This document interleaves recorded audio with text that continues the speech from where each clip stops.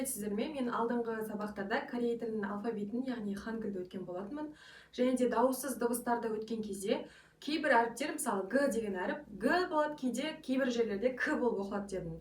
Енді бүгінгі осы сабақта дауыссыз дыбыстардың ережелерін өтеміз, қалай оқылу ережелерін. Яғни ол қай кезде г болып оқылады, қай кезде к болып оқылады, соның бәрін түсінетін боламыз. Сабақты бастасам, мен мына жерде екіге бөліп алайын. Бірінші ол, егер де дауыссыз дыбыс сөздің басында келсе және де аяғында келсе. Екінші жағында дауысты дыбыстар тұратын болса,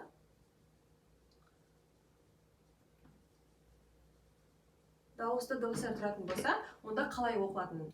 Бізде енді ең бірінші дауыссыз дыбысты алатын болсақ, ол г. Г әрпі сөздің басында және аяғында келетін болса, онда ол бізде к болып оқылады.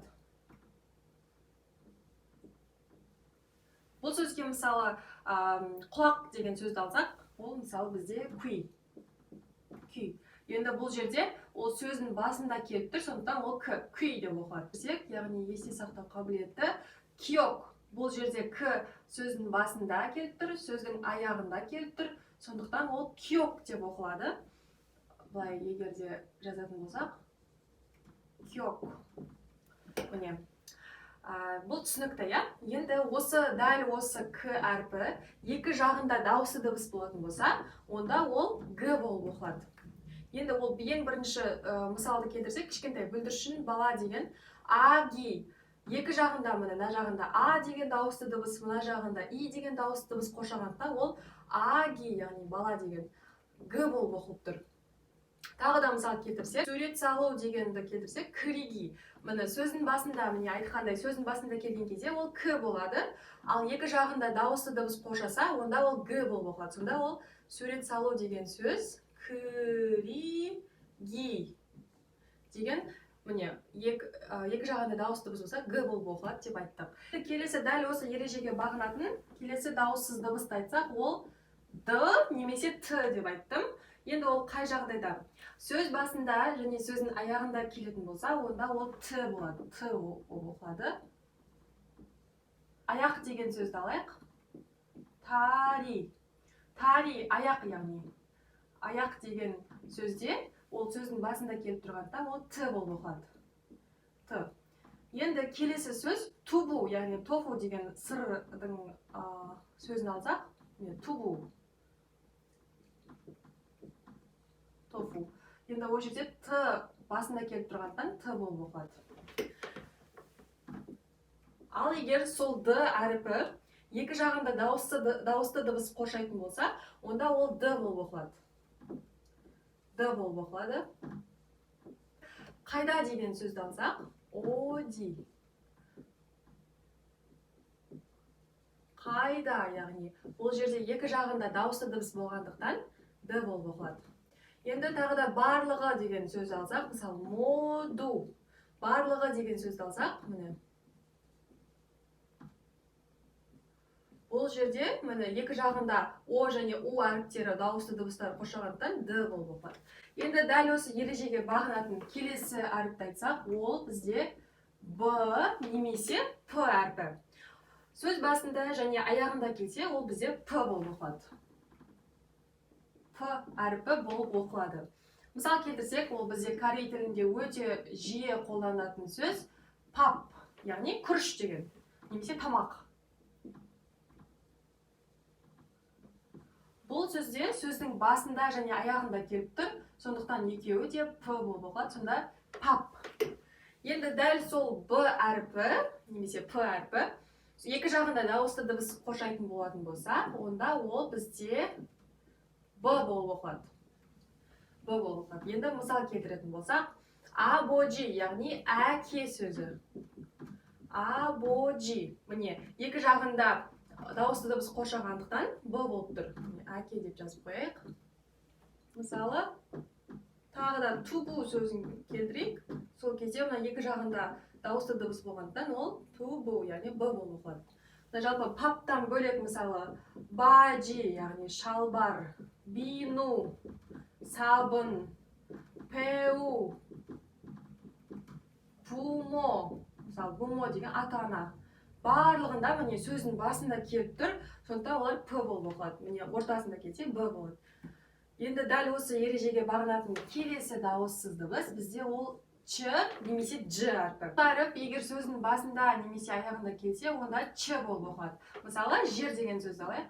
Чигу. Ол жер деген сөз басында келіп тұрғандықтан, міне чигу, яғни ч болып оқылады. Жер. Келесі мысал келтірсек, мысалы чажу деген сөз бар. Сол кезде міне сөздің басында келіп тұр, ч болады. Енді дәл сол ч немесе дж әрпі екі жағында дауысты дыбыс қосатын болатын болса, онда ол бізде дж болып оқылады. Өте деген сөзді алайық. Ажу. Өте. Сонда бұл ажу болып, екі жағында дауысты дыбыс болғандықтан ол дж болып оқылады. Мына жерде абоджи деген сөзде де ол екі жағында дауысты дыбыс тұр, дж, абоджи болып тұр. Үстел деген сөзді келтірейік. Ыйжа. Міне екі жағында дауысты дыбыс тұр, сондықтан ол үстел деп қояйық. Екі жағында дауысты дыбыс тұрғандықтан ол дж болып оқылады. Міне осы төрт дауыссыз дыбыстар бізде сөздің басында келген кезде міне г, к, д, т, п, ч болып оқылса, екі жағында дауысты дыбыс қосылса г, д, б, дж болып оқылады. Міне ол түсінікті ғой. Келесі дауыссыз әріп бізде с дауыссыз дыбысы. Бұл жалпы көп жағдайда өзі с болып оқылады. Мысалы, соро, бір-бірімізбен деген сияқты. Одан кейін сеу, мысалы, сероун, мысалы, сори, яғни дауыс деген сияқты. Енді көп жағдайда бұл с болып оқылады, бірақ егерде осы с әрпінен кейін и, йо, я, ю секілді құрамында и әрпі бар, мысалы. Йо, я, ю секілді әріптер келген кезде, дауысты дыбыстар келген кезде, онда ол ш болып оқылады. Ш, немесе құйрығы бар ш және де ш. Мысалы, шида, демалу. Одан кейін шиган, уақыт. Бұл жерде де ол ш болып оқылады. Сондықтан бұл сиган деп сығып оқып жүрмеңіздер. Міне мына әріптерден кейін бұл ш болып оқылады. Енді келесі бізде әріп ол р немесе л әрпі. Негізі бұны біздегі қазақ тіліндегідей р деп анық айтпаңыздар, себебі корей тілінде ол бір анық р деп айтпайды, олар бір р мен л-ның арасындағы бір дыбысы ол бір р деген сияқты. Енді бұл әріпке қатысты ережені айтатын болсақ, бұл бізде сөздің басында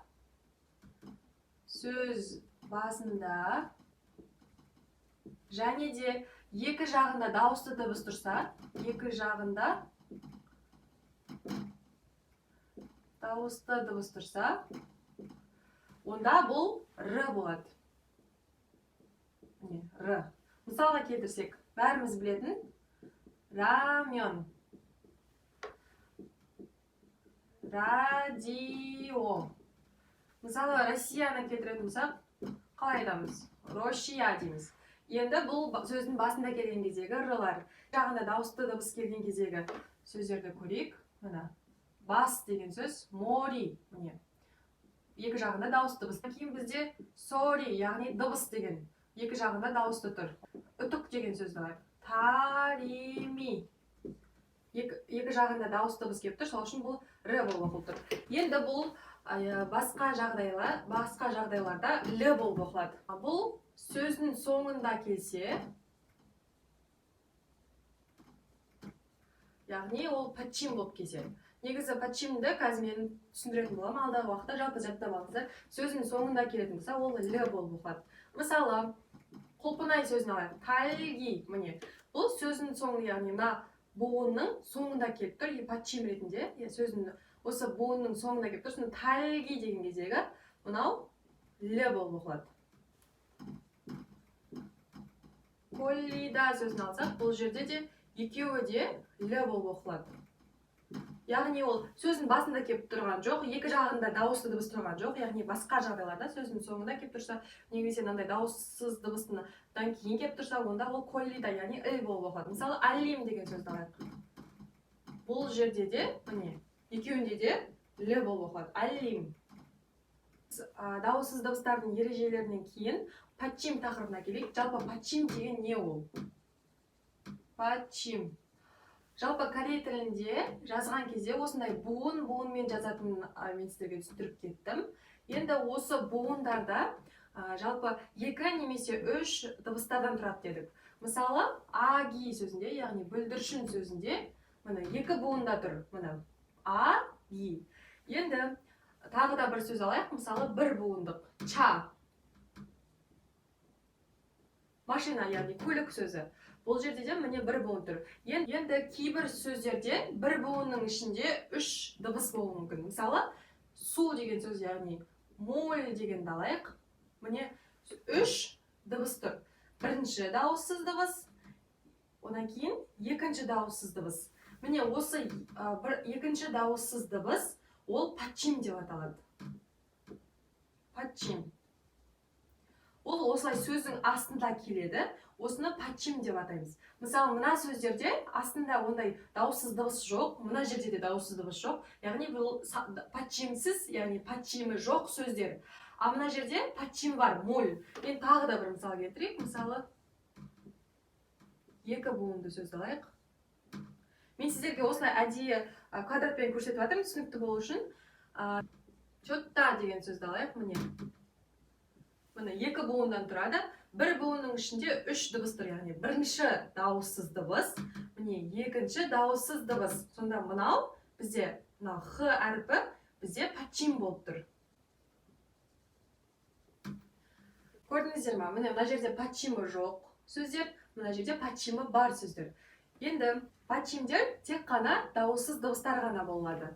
Бізде егер корей тілінде 19 дауыссыз дыбыс болса, соның 16-сы ғана пачим бола алады. 16-сы. 16 дауыссыз, пачим бола алатын 16 дауыссыз дыбыстарды жазып өтейін. Олар г, н, д, р, м, б, счет, ин, ж, ч, к, п, х, с. Осы 16 дауыссыз дыбыс қана бізде пачим бола алады. Ал пачим бола алмайтын қалған 3 дауыссыз дыбыстар, олар дыбыстар. Олар бізде мынау т, п және ч. Осы 16 дауыссыз дыбыс қана пачим бола алады. Ал қалған 3 дауыссыз дыбыстар, олар пачим мыналар бола алмайды. Олар пачим. 16 дауыссыз дыбыстар пачим болған кезде, ол 16 болғанымен шығаратын дыбыстары жетеу ғана. Мына жерге біз әріптерді жазып шығайық. Ал мына жерге ол қандай дыбыс шығаратынын жазып шығайық. К, мынау, және осы к әріптері барлығы, яғни г, яғни к әрпін береді. Осы үшеуі де барлық пачим кездерінде к болып оқылады. Келесі бізде дауыссыз дыбыс н, ол осылай н болып оқылады. Келесі бізде дауыссыз дыбыстар д, с, ж, ч, т және х әріптері барлығы бізде т әрпін. Яғни т деген дыбысты шығарады пачим кезінде. Мына жерге пачим деп жазсайықшы. Пачим кезінде. Ал бізде мынау р әрпі өзін, яғни л деген дауыс шығарады. Келесі дауыссыз дыбыс бізде м. Бұл өзі, яғни м. Ең оңай дауыссыз дыбыс осы пачим кезінде м әрпін шығарады. Келесі бізде б және п. Бұл пачим кезінде б, яғни п деген дауыс пачим кезінде бізде дауыссыз дыбыс п деген дыбысты шығарады. Келесі ең соңғы бізде дауыссыз дыбыс пачим болатын. Ол өзін, яғни иң деген дыбысты шығарады. Міне, мына 16 дауыссыз дыбыс 7 ғана дыбысты білдіреді. Пачим кезінде мына 16 дауыссыз дыбыс 7 ғана дыбысты шығарады. Анық тұр ма? Міне. Осындай, осылардың барлығы осындай дыбыстар шығарады. Сіздерге осындай дауыссыз дыбыстарды қолдана отырып, пачим кезіндегі мысалдарды қарастырып өтейін. Мына бірінші мысалдарды мына жерге жазайын. Как сөзі, пак, яғни сырт деген сөз, және пуок. Міне, мына жерде қарасаңыздар, мына к, мынау к келді, пачим кезінде мынау к келді. Сонда барлығы бізде к деген дауысты шығарады. Сонда как, пак, пуок. Мысалы, мына жерде ны әрпін пачим кезіндегісін. Мысалы, хангук деген сөзді алайық. Бәріміз білетін хангук. Енді мына жерде ны пачим болып келіп тұр. Сонда ол өзі ны болады. Одан кейін мысалы, онни. Әпке деген сөзді алсақ, мына жерде пачим мына он, мына ны, бұл да ны болып тұрады. Енді бізге ең көп осы барлығы т деген дыбысты беретін осы сөздерге мысал келтірсек, мысалы, д-та. Пачим қаны, міне пачим міне. Ол жерде д болып келгенмен ол бізде т болып оқылады. Одан кейін мысалы мына дауыссыз дыбысқа от, яғни мына өз негізі с, бірақ пачим болып келген кезде т болып оқылады. От. Одан кейін мына жерде итта. Міне, итта. Мынау негізі с, бірақ пачим болған кезде т болып оқылады. Күндіз деген сөзді алсақ, мысалы, ол кезде пачим ж болып келіп тұр, сонда т болып оқылады. Мысалы, ч-ға мына сөзді алайық, тат деген сөзді алайық. Міне, пачим болып келіп тұр, т дауысын беріп тұр. Мысалы, мит. Міне, астында келіп тұр, ол өзі т әрпін береді.Есі біз сөз алайық, хит. Сонда хит сөзінде ол пачим болып келіп тұр, сонда ол т әрпін береді. Келген кезде саль. Міне, ең соңында келіп тұр, пачим ретінде іл, саль. Мысалы, тальги. Құлпынай сөзін алсақ, тальги. Жол деген сөз алсақ, мына кил. Бәрінде мына пачим кезінде л деген дыбысты білдіріп тұр. Енді бізде м деген ол өзінің дыбысын білдіреді. М, оған мысал келтірсек, чағым, молым, жиналу деген сөзде. Міне, бізде пачим м болып келіп тұр, сонда молым болып оқылады. Ким, яғни водоросли деген, бәріміз жейтін ким бар ғой, міне пачим ким. Одан кейін пам, түн деген сөзде. Міне, пачим м болып тұр, өзі бұл ең оңай. Пачим болған кезде де жалпы басқа сөздерде бәрінде м болып оқылады. Енді б, п әріптеріне мысал келтірсек, ауыз сөзін алайық. Ип. Міне, п деген дыбысты шығарып тұр. Енді тағы да мысал келтірсек, ап, яғни алды деген сөз. Міне, ап. Сонда бұл да п болады. Енді ең соңғы бізде иынға мысал келтірсек, пан сөзін алайық. Пан. Міне, бұл жалпы деген дыбысты білдіреді, пачим болып келген кезде. Мысалы, өзен, қан, бәрінде Осы пачимдер жалпы осындай мысалдар келтіріп шықтым. Осы 16 дауыссыз дыбыстың осындай 7 дыбысты шығаратын көрсетті. Бізде осылай пачим болып келген кезде осылай болып оқылады дедік, бірақ ескеретін бір жағдай бар. Егер де осы сөздерден кейін келесі буыны дауысты дыбыстан басталатын болса, онда мынау пачим сол оқылмайтынның орнына оқылып кетеді. Мысал келтірейік. Мысалында пак деген сөзді алсақ, яғни сыртта.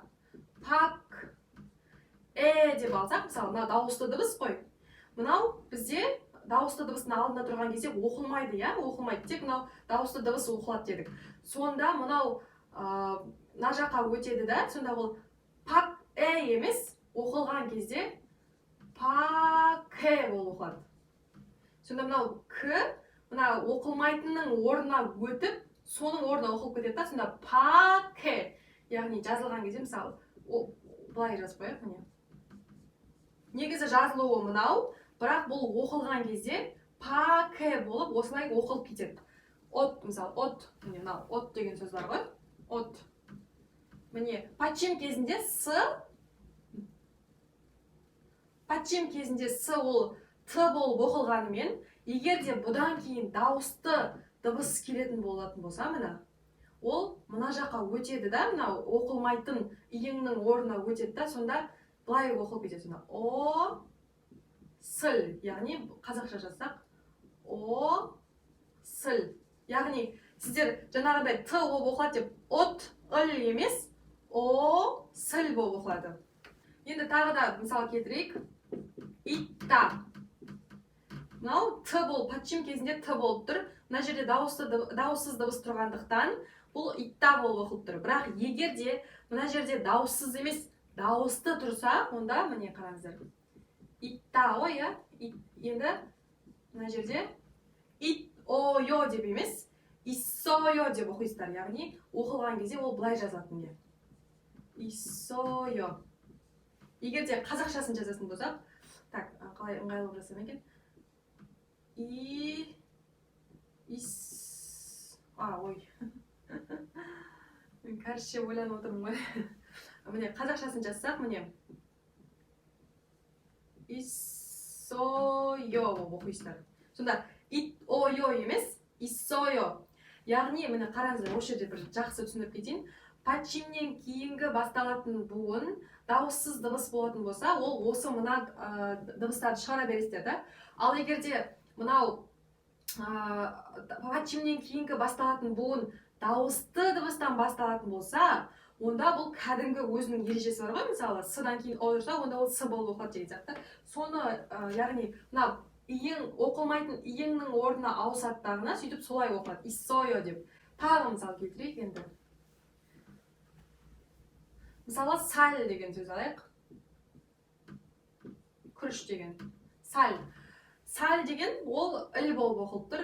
Бірақ егер де сальдан кейін дауысты дыбыс қойып қойсақ, саль, мына жерде саль и деп емес, оны сіздер сари деп оқисыздар. Сонда сари болады. Тағы да мысал келтірейік. Мына Б әрпі пачим болып келген кезде П болып оқылып тұр. Ип. Бірақ егер де бұдан кейін біз дауысты дыбыс қойып қойсақ, мысалы, ип-э деп емес, оны сіздер и-б деп оқисыздар. Мынау оқылуы, мынау жазылуы. Енді қазақша жазсақ, и-б. Түсіндіңіздер ғой, иә? Сонда ип-э деп бөлек емес, егер де мына буыннан кейін келесі буын дауысты дыбыстан басталса, онда мынау пачим оқылмайтын иіңнің орнына ауысып кетеді дағыны. Міне, мынандай болады. И-б болады. Тағы да мысал келтірейік. Ап деген сөз алайық. Алды деген. Бізде ап болып тұр. Енді тағы да бұдан кейін дауысты дыбыс келіп қалса қалай болады? Ап-э деген кезде ап-э деп емес. Бұл жазылуы осылай ап-э, бірақ оқылған кезде а-п болып оқылады. Яғни қазақша жазсақ а-п. Көрдіңіздер ғой, иә? Тағы да қайталап өтем. Пачимі бар буыннан кейін келесі буын дауысты дыбыс болып қалатын болса, оқылмайды ғой бізде иң. Сол дауыссыз дыбыс пачим оқылмайтын иіңнің орнына ауысады да, мынандай болып өзгереді. АП, яғни оқылған кезде АП.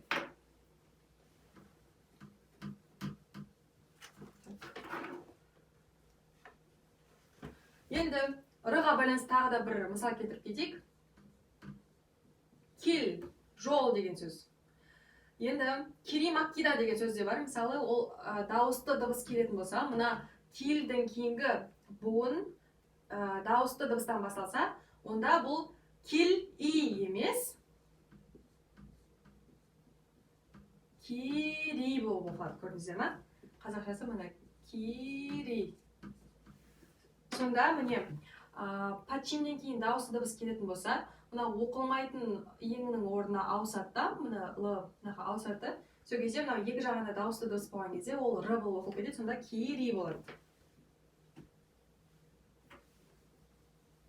Пачим деген біз буынның ең соңында келетін, яғни екінші дауыссыз дыбыс деп айттық.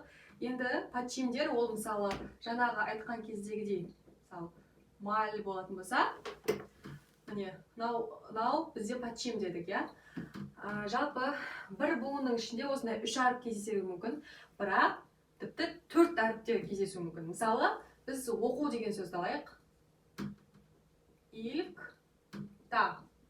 Міне мынау бір буын, мынау екі буын. Сонда міне мынау бірінші буында бізде 4 иң, и, л және г. Сонда 4-еу болып тұр. Бұл жерде мынау бізде дауыссыз дыбыс болатын болса, екіншісі және үшіншісі бізде мынау. Яғни осы бізде пачимдер. Мына пачим. Осындай екеу болып пачим болып келген кезде біз оны қалай оқимыз, яғни қандай дыбыс шығарамыз да. Илк-та деп айтамыз ба, әлде илк-та, илк-та, илк-та деген кішкене ауызға ыңғайсыз ғой. Соларды сіздерге қазір түсіндіріп өтемін. Солай екеу болып келіп қалатын 11 сондай пачимдер бар. Біріншісі ол г және с әрпі. Ол қандай дауыс береді? Ол к әрпін береді. Екеу бірге келіп қалса, онда к әрпі. Н және дж болып келіп қалса, онда бізде н-ны ғана оқимыз. Яғни, мынаны оқымаймыз біз. Ол кезде тек мына н болып оқылады. Потом н-х. Келесі бізде пачим, ол н және х әрпі. Ол кезде де біз тек н-ны оқимыз. Яғни, мына х оқылмайды.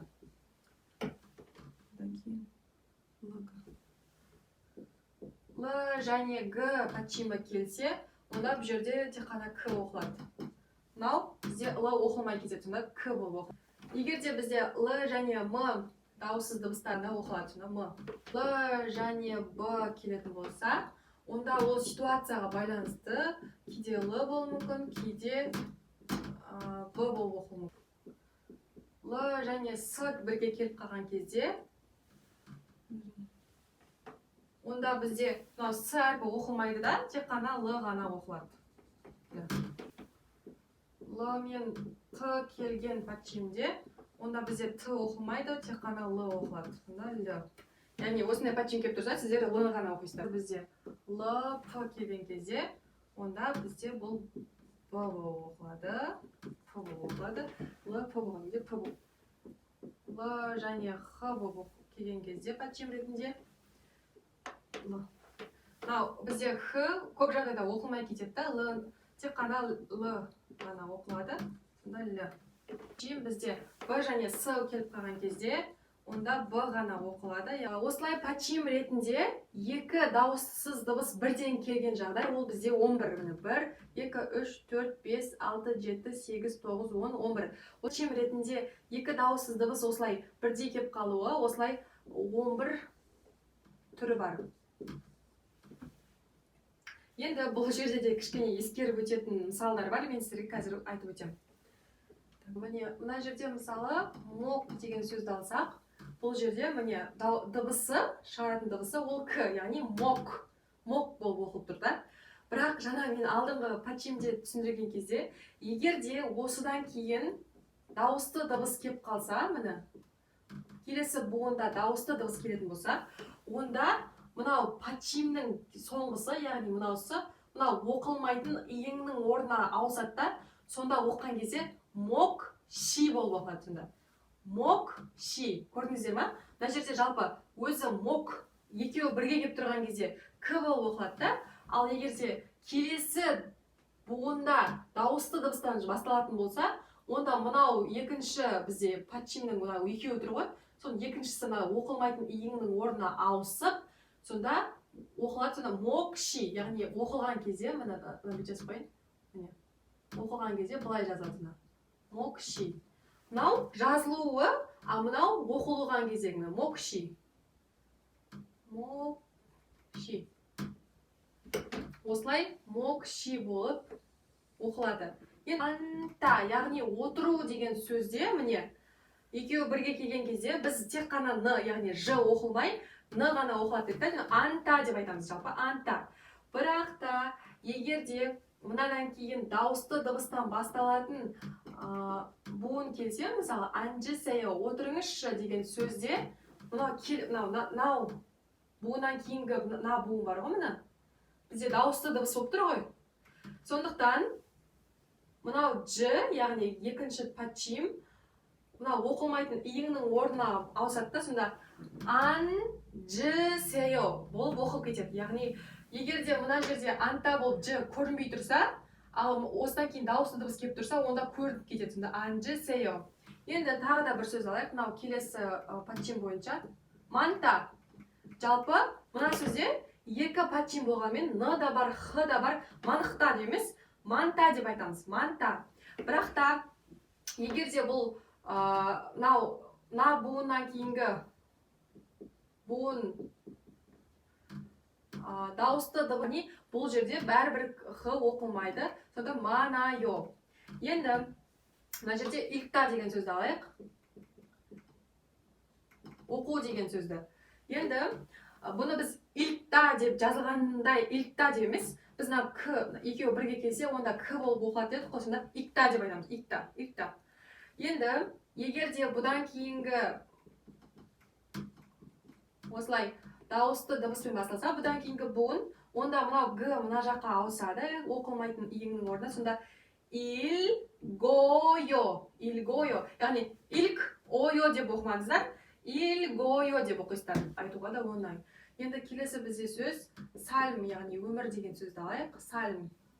Жалпы бұл жерде бізде м болып оқылады, яғни сам, яғни сальм болып оқылса. Енді бұдан кейін дауысты дыбыс келсе, сальмыл, яғни дауысты дыбыстан басталатын буын келетін болса, онда м оқылмайтын иіңнің орнына ауысып, сальмыл, яғни самыл деп оқымайсыздар, сальмыл деп оқисыздар. Келесі бізде кең деген сөзді алайық. Нольпта. Бізде міне оқылған кезде подчим нольпта деп оқылады. Бірақ егерде осы нольптан кейін дауысты дыбыстан басталатын буын басталса, міне мына дауысты дыбыс, мына оқылмайтын иіңнің орнына б барады да, сонда ноль ойо деп оқымайсыздар, сонда нольбойо деп оқисыздар. Енді келесі бізде сөз рұтто деген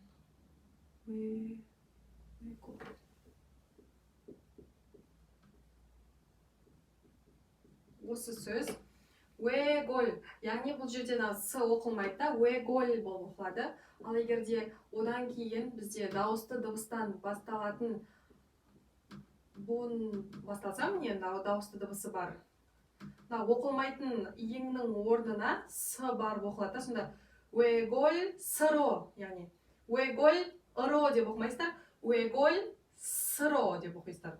Мынау міне подчим болып келген кезде мына т оқылмайды дедік та, хальта болып оқылады, яғни хальта. Ал егерде осыдан кейін дауысты дыбыстан басталатын буын басталса, онда мына т оқылмайтын иіңнің орнына барады да, сонда хальта, яғни хал-а деп оқымайсыздар, сонда хальта деп. Келесі сөз бізде ылта болса, бұл жерде бізде л оқылмайды, ыпта, яғни ыпта деп оқисыздар. Ал егерде осыдан кейін дауысты дыбыстан басталатын, мысалы, а болып келсе, онда п оқылмайтын иіңнің орнына барады да, сонда ыпа емес, ып-а емес, ылпа деп қойсыздар, ылпа. Келесі бізде подчим илта. Илта болса, онда ол жерде бізде разница жоқ. Одан кейін дауысты дыбыс келсе де, х оқылмайды. Х ол байқалмайды сонда. Кәдімгідей, бірақ мынау подчим мынау оқылмайтын иіңнің орнына барады. Сонда ил о порида емес, ироборида, яғни мына подчим полностью мынаның орнына ауысады, оқылмайтын иіңнің орнына, сөйтіп осыны оқылмайтын иіңнің орнына оқылып кетеді да, ироборида деп оқылады.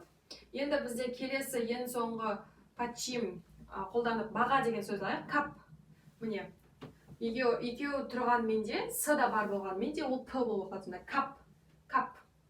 Бірақ егер де осы келесі буын бізде дауысты дыбыстан басталса, онда мына кап өзі оқылады да, с-на оқылмайтын иіңнің орнына ауысып, капши болады. Яғни бізде жазылуы осылай болса, оқылуы былай жазылады. Капши. Яғни қазақша капши.